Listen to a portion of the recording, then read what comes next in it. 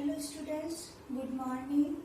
स्वागत है आपका एमसीपीएस ऑनलाइन क्लासेस में। आज हम पढ़ेंगे कक्षा 7 विषय हिंदी का पार्ट 2 दादी माँ। पहले हमने पार्ट पहला पढ़ा था कक्कू। कक्कू की कविता सुनी थी कोयल की, वो आप लोगों को समझ में आ गई होगी। अब दूसरा लेसन हम पार्ट 2 दादी माँ पढ़ रहे हैं। ये लेखक शिव प्रसाद सिंह जी ने लिखा है और ये इन्होंने अपनी दादी के ऊपर लिखा है। जैसे आपकी भी दादी है, आपको भी घर में दादी की याद आती होगी, इसी तरह लेखक को भी अपनी दादी की याद आती है। वो अपनी दादी से बहुत प्यार करते थे। वो हॉस्टल में रहते थे और पढ़ाई करते थे, तो उनको अपने दोस्तों के साथ खेलते थे, मगर उनको अपने गांव की सारी बातें याद आती थी। एक दिन अचानक उनके भाई किशन का पत्र आया कि दादी माँ की मृत्यु हो गई। तो उनको बहुत दुख हुआ और उनको अपनी सारी बातें बचपन की याद आने लगी कि कैसे गर्मियों में जामुन आम खाते थे और कैसे ना सर्दियों में गुड़ खाते थे और बारिश के मौसम में झाग वाले पानी में कूदते थे और कैसे दोस्तों के साथ में मस्ती किया करते थे। ये सारी बातें उन्हें याद आने लगी।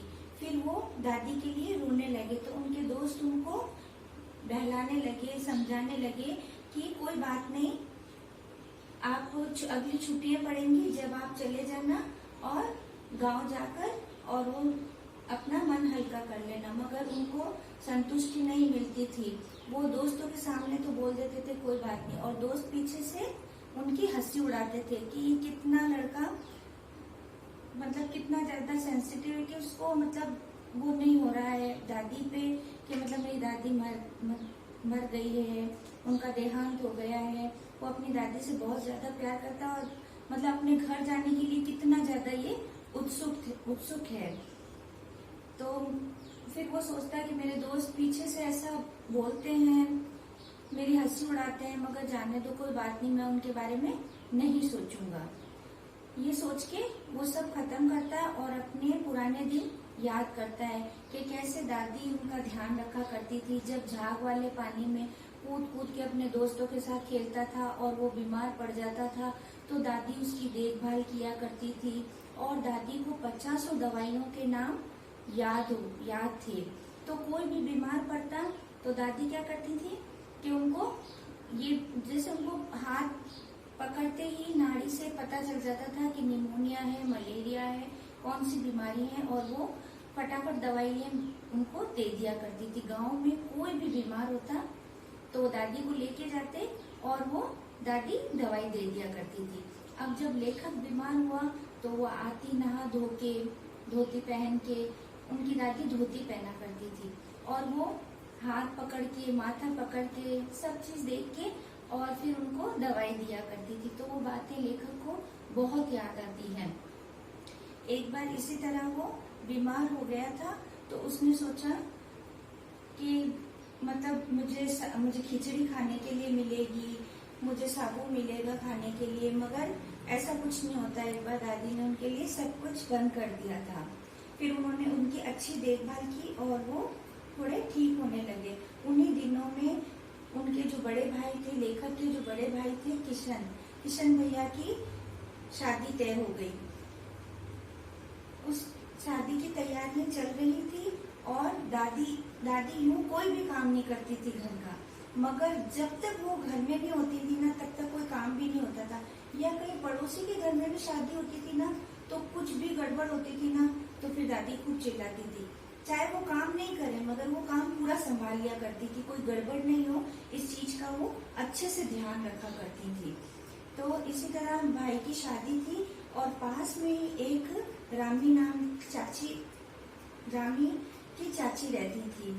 तो वो आई और दुखी से खड़ी रही और दादी उन्हें बहुत बातें सुना रही थी कि है ना, जब तुम्हें कोई भी गांव में पैसे नहीं दे रहा था, तब तो तुम परेशान हो रही थी, इससे मांग रही थी, उससे मांग रही थी, मगर जब मैंने पैसे दिए तो तुम सूद के पैसे भी नहीं लौटाती और तुम आके खड़ी हो जाती हो, फिर फसल कटने का इंतजार करती हो।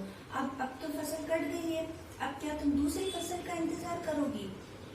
तो वो दुखी सी खड़ी रहती है कि मेरी बेटी की शादी है और मैं अब पैसे कहाँ से लाऊं। मगर दादी फिर भी उस पर बहुत गुस्सा होती है और मैं सहमा सा खड़ा देखता रहता हूँ कि दादी अम्मी कितना गुस्सा हो रही है। फिर मैं बोलता हूँ दादी दादी अब छोड़ो, जाने दो। तो दादी कहती नहीं, छोड़ू कैसे, और दादी उनको डांटती है। मगर है ना, थोड़े दिन बाद में मैंने देखा कि वही औरत मुझे रास्ते में मिली और वो दादी को बहुत बहुत सी वो दुआएं दे रही थी कि ना दादी बहुत अच्छी है और दादी हजारों साल जिए और इनके पड़ पोते हों वो हों।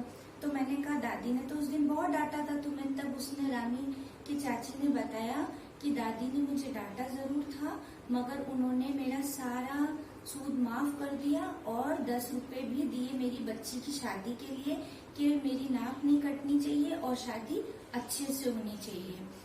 तो इसलिए मैं दादी को दुआएं दे रही हूँ कि दादी बहुत अच्छी हैं। तब मुझे एहसास हुआ कि दादी सिर्फ ऊपर से कड़क है, दिल की वो बहुत साफ है, सबकी मदद किया करती थी दादी।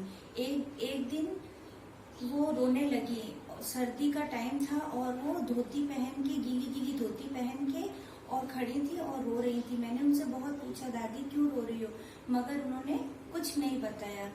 फिर मुझे पता चला कि वो दादाजी को याद कर रही थी कि दादाजी उनको पहले छोड़ के चले गए और उन्होंने, मेरे पिताजी ने, लेखक कह रहे हैं कि मेरे पिताजी ने दादाजी की मृत्यु पे बहुत अच्छा प्रीतिभोज किया था और बहुत पैसे भी लगाए थे।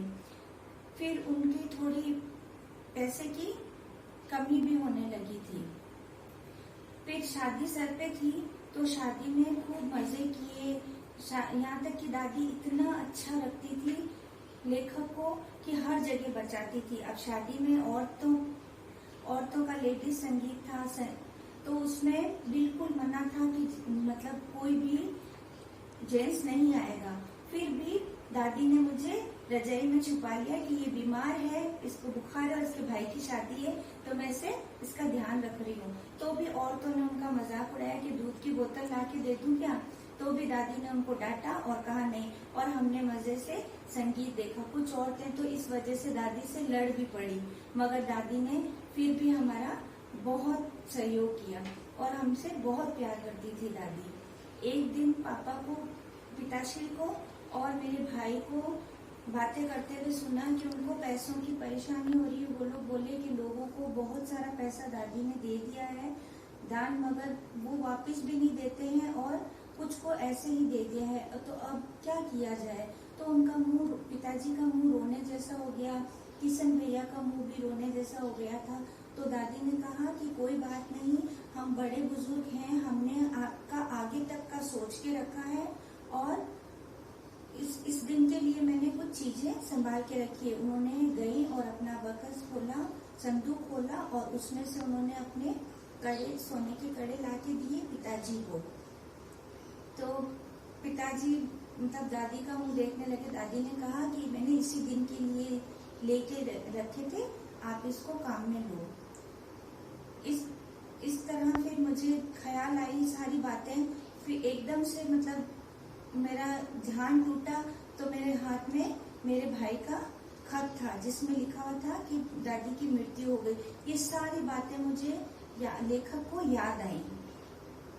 तो इस तरह से ये पूरा लेखक की कहानी पर चैप्टर था अपना और ये पार्ट यहीं पर खत्म होता है। अगली नेक्स्ट क्लासेस में हम, ऑनलाइन क्लासेस में हम आगे इसके प्रश्न उत्तर करेंगे। Thank you.